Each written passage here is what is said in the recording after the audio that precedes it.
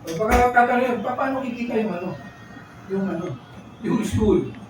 Ha? Meron ba yung kikita tayo? Ito, para natin, siyempre. Bantay bayan yan, ha? Hindi bantay sa lakay.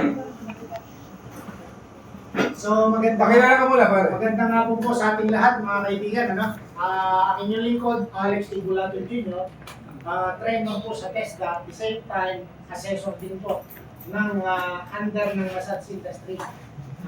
Lahat po ng modality. Although sa TESDA, dalawa lang po.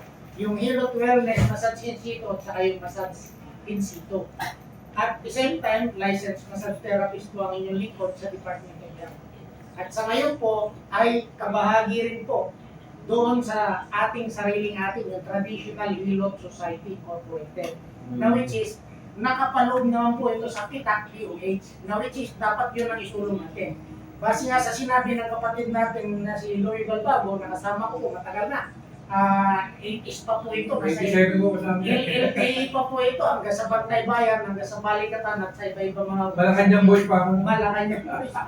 So, ang ating binanggit ng ating kapatid na sa TESDA, kung gusto niyo magtayo ng training center, malaki po ang kapakinabangan dahil mismo po ang TESDA magbibigay po sa inyo ng scholarship program na budgeted ng distrito or ng direct sa TESDA. So doon po yung papasok yung kikita. Kasi doon po ibababa yung budget under voucher program. So may 4 na category po ang mga training program. So nung una, pero ito hindi na applicable o ito babanggitin ko po, free training, may bayad ang assessment. Yung pangalawa, free training, free assessment. Yung pangatlo na mas maganda, free training, free assessment, may allowance. Yung pinakamaganda, free training, free assessment, may allowance, meron ka pang kit. Kaya po may kit. Like for example, kung welding, bibigyan ka ng welding machine. Kung magarbo po yung funder, yung proponent, kung congressman yan o mayor, eh syempre magpapasiklab yan, meron kang kit. Kaya lang yan, Pati senador, di ba? pati senador. Okay? So yan po yung mga pumupundo sa programa po ng livelihood sa TESDA. Bukod yung hiwalay na budget ng TESDA, pumupunda po yung mga congressman natin, yung mga mayor natin, yung mga senador natin. Even before yung PCSO nagbigay din po yan. Okay? So, kaya nga sa Balikatan, sabi ko nga sa ating kapatid, base sa binanggit niya po ito kanina, okay? Nga yung budget po ng flood control ay i-denivered sa mga ahensya ng gobyerno, doon idinagdag para hindi po makurakot.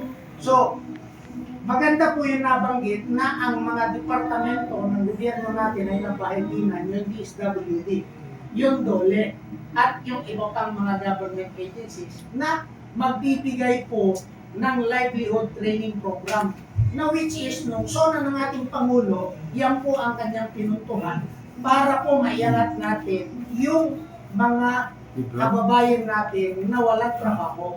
Kailangan address natin yung livelihood training program in order to alleviate yung poverty line natin sa Pilipinas. So yun po yung pride.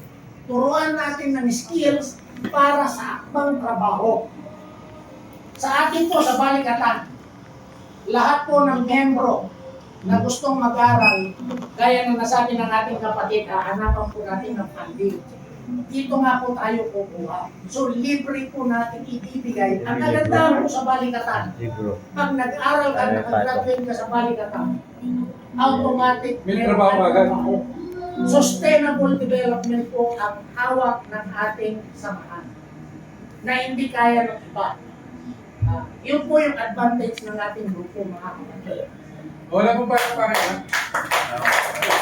So dito, walang may iwan na sasabihin natin walang trabaho.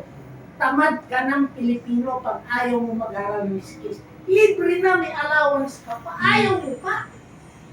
Ano pa naman yan? Di po ba? Huwag po tayo masanay doon sa dole out.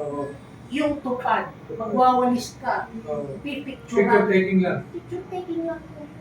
Sayang po yung pera. Dapat ituro yung sinabi ni kapatid kanina na 15